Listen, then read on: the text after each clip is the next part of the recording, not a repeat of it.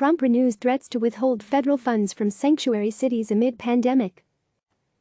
As states sought federal support to combat coronavirus in recent days, President Donald Trump teased withholding aid to cities that limit cooperation between local law enforcement and federal immigration authorities, resorting to one of his long-standing immigration issues in the throes of the pandemic.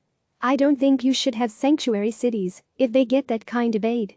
If you're going to get aid to the cities and states for the kind of numbers you're talking about, billions of dollars, I don't think you should have sanctuary cities," Trump said Wednesday, referring to jurisdictions that in some ways do not cooperate with federal immigration authorities. When asked explicitly if he will prevent aid from going to so-called sanctuary jurisdictions, Trump said, "We shouldn't have to pay anything anyway, because all they do is make it very hard for law enforcement." He later added that it is a subject that will be discussed. Trump has repeatedly railed against sanctuary cities, arguing that they put public safety at risk by restricting access to federal immigration authorities.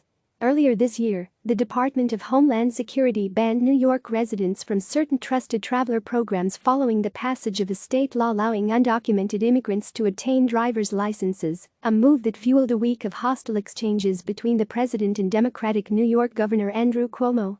Wednesday's remarks resurfaced the issue of sanctuary cities.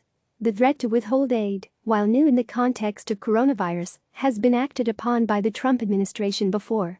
As was the case with those efforts in different circumstances, any renewed push to use funds as leverage is likely to be challenged in court. At the start of his presidency, Trump threatened to take federal funds from sanctuary jurisdictions in an executive order. The administration has gradually conditioned some criminal justice-related grants on cooperation with immigration authorities. In 2017, then Attorney General Jeff Sessions announced immigration requirements to the Edward Byrne Memorial Justice Assistance Grant programs, which provide money for state and local criminal justice efforts. Among the requirements, letting federal authorities access detainees in jails to inquire about immigration status and giving the federal government 48 hours notice before releasing any inmates it's interested in. The question at the core of the cases challenging the requirements was whether the Justice Department had the authority to condition the grants on immigration compliance. The main thing was that the Justice Department couldn't add contingencies that Congress had not authorized in the statute. They were exceeding their authority and Congress didn't authorize the condition, explained Teresa Brown, Director of Immigration and Cross-Border Policy at the Bipartisan Policy Center, noting that the other legal issue at play was whether the move was coercive. Several lower courts blocked the move by the administration, and appeals courts largely affirmed those rulings, said Spencer Amder, an attorney with the American Civil Liberties Union's Immigrants' Rights Project. On Thursday, the 7th U.S. Circuit Court of Appeals also upheld a lower court ruling, arguing that the Attorney General had exceeded his authority by adding the conditions. The opinion follows a ruling by the 2nd U.S. Circuit Court of Appeals in February that said the Attorney General is authorized to impose conditions.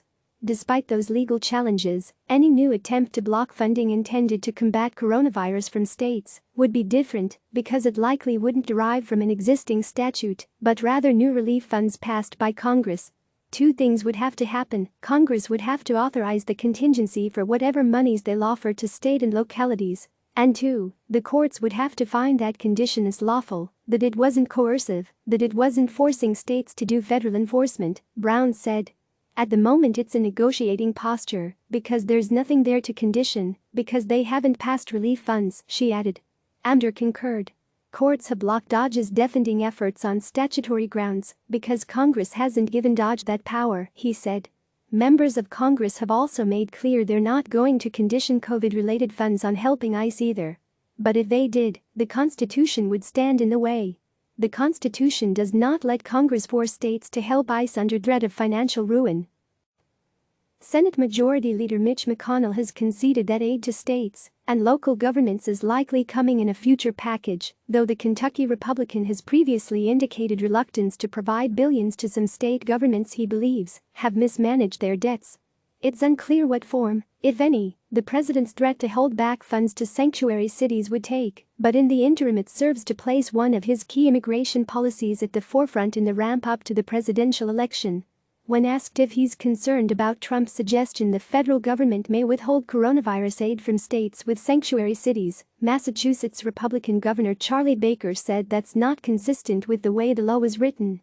I don't think it should be driven by something that in the grand scheme of things really doesn't have much of a relationship to the questions at hand here," Baker said. Massachusetts is among the states that have enacted legislation in favor of sanctuary policies. "I've spent some time looking through the legislation, and the legislation makes pretty clear that the aid that's supposed to go to states is supposed to be driven in large part by the impact COVID-19 has had on those states," he added. "I would hope that that kind of approach, or an approach that's driven by the quality of the applications that are submitted by states with respect to testing and treatments, would drive the process." Click subscribe to receive the latest news.